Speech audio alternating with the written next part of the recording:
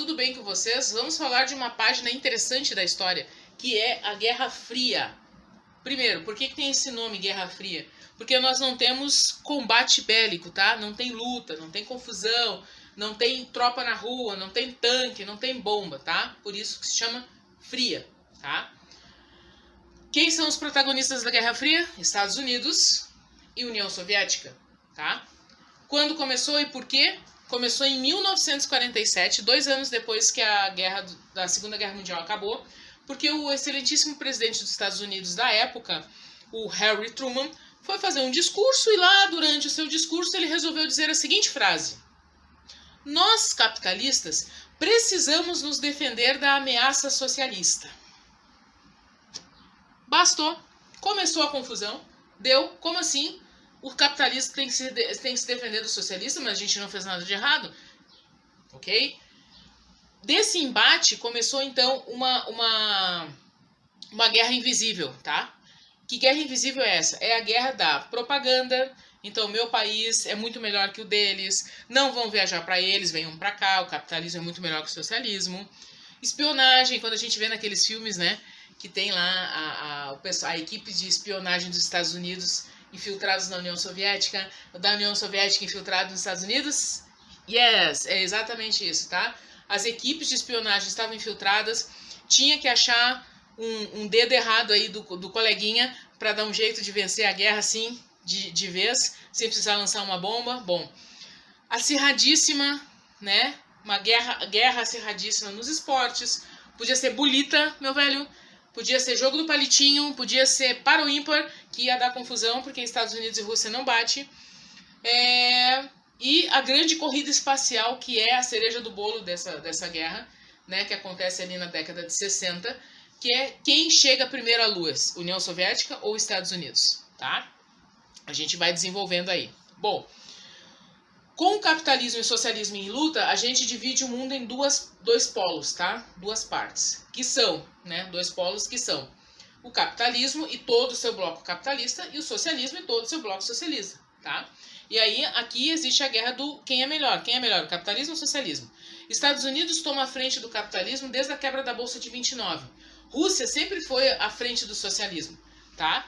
Então, historicamente falando, nós estamos falando de dois grandes gigantes que tem lá os seus acoplados, né, os países que estão do seu lado, combatendo ideologicamente para ver quem vence o bloco do mundo, tá?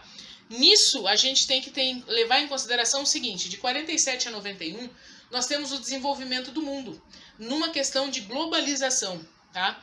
Internet, celular, telefonia isso, computador, blá blá blá, essa parte que a gente adora hoje de ficar se movimentando, videogame, streaming, isso aí aparece nesse período. Então, quem faz melhor? Quem chega melhor? Quem chega mais rápido, tá? Durante essa Guerra Fria, nós temos alguns embates. Então, tem a Guerra do Vietnã, né, que os Estados Unidos perde, opa, spoiler, a crise dos mísseis em Cuba e a Guerra da Coreia, tá? São os 3 grandes específicos, assim, né? Lembrando, também temos, né, o Muro de Berlim, a queda do Muro de Berlim em 1989, que faz parte desse movimento dos blocos, né, capitalista versus socialista, tá? Então a gente também tem a consequência, não conseguiu se administrar muito bem, a Alemanha volta a ser uma só. A Alemanha era dividida até 1989. Para a história, ontem, tá? Quem faz a dissolução da Rússia, porque daí assim acabou, essa guerra ideológica ela vem, é muito rápido tudo isso, são anos, né, dessa correria, quem é melhor, quem é melhor, quem é melhor, sou eu, não é tu. O capitalismo tenta se defender e tenta abraçar para si, então os Estados Unidos se torna assim um grande centro capitalista do universo, que todo mundo quer ir, tá? E a Rússia se torna o grande centro socialista. Todo mundo quer ir às vezes também, porque tem a praça tal, porque lá é bonito, porque não sei o que, tá? Beleza, hoje em dia tá escanteado porque tá fazendo bobagem, então, né? O mundo tá escanteando a Rússia e a Rússia tá achando que tá tudo certo. Bom, em 26 de dezembro de 1991, a União Soviética é dissolvida, tá? Há uma dissolução da União Soviética.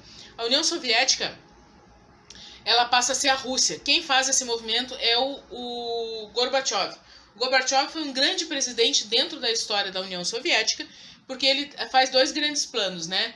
o Glasnost e a perestroika, que é bem conhecida dentro da história, que é o movimento que ele consegue fazer para abrir, expandir a política e a economia da União Soviética e se torna a Rússia. E aí se torna a Rússia com o Boris Yeltsin, tá?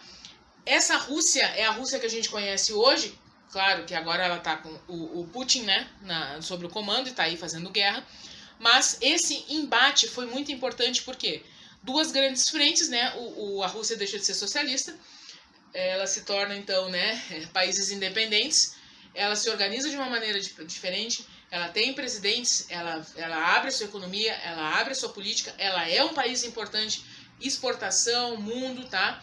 Mas só que hoje ela vive um período difícil. Os Estados Unidos está junto nessa guerra, mas não quis fazer o embate porque nunca Estados Unidos e Rússia tiveram um embate direto, nunca. E participaram das grandes guerras, mas nunca tiveram um embate direto, tá? Então, Guerra Fria é um assunto de vestibular, de Enem, de prova da escola, de concurso público, tá? Porque o fato é importante.